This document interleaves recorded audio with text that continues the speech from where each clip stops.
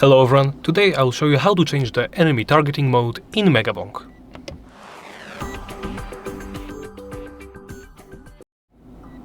Let's begin by opening the settings. In the settings menu, in the game section, look for enemy targeting mode. Here you can toggle between smart aim and closest enemy.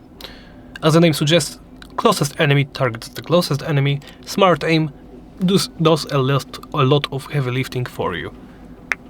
They both are, well, suited to their unique playstyles. I would say for the beginners, smart aim is better. Closest enemy can be beneficial for experienced players that know how to maneuver. And, well, after making your choice, simply press the X button right here to close the tab. And that's it. Thank you for watching, and please remember to like, comment and subscribe.